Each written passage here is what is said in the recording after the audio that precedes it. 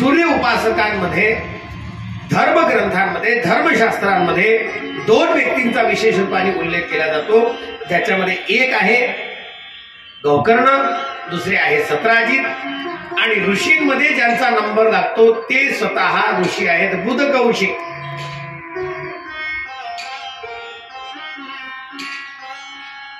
या सगळ्या संतांनी या ऋषींनी सूर्याची उपासना केली.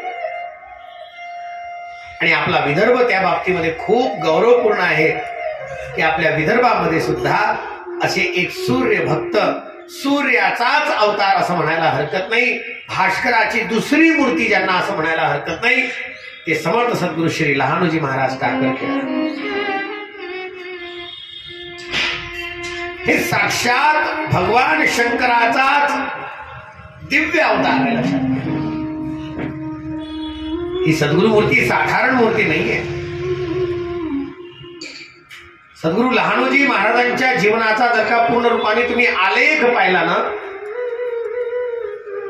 लहानू बाबांचं जीवन वास्तविकतेने सूर्य उपासकांच्या त्या दिव्य श्रेणीमध्ये भास्कर मूर्ती म्हणून स्वतः केल्या जातात.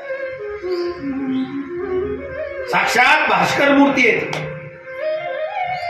12-12, 14-14 तास त्राटक लावायचे सद्गुरू लहानोजी महाराज. त्राटक, सूर्य त्राटक. त्राटक शब्दाचा अर्थ एकसारखं सूर्याला पाहणे. 12-12 तास. आणि म्हणून लहानू बाबा कधीही कोण्याही सामान्य जीवाला एकदम समोरासमोर पाहायचे नाही, समोरासमोर भेटायचे नाही. त्यांचं तोंड असायचं भिंतीकडे आणि भक्त राहायचे त्यांच्या मागे. साधारण भूमी, साधारण वेश, पण त्या संत मूर्तीचा जर का दर्शन आजही केलं, स्मरण जर का केलं, आजही जीवन धन्य होते. आला योग तर एखाद वेळेस टाकरखेड्याला जा. संस्थान सुद्धा अत्यंत दिव्य आहे आणि त्या संस्थानाच्या अनुषंगाने असणारे अत्यंत दिव्य विश्वस्त सुद्धा महाराजांचे अत्यंत नैष्ठिक व्रती.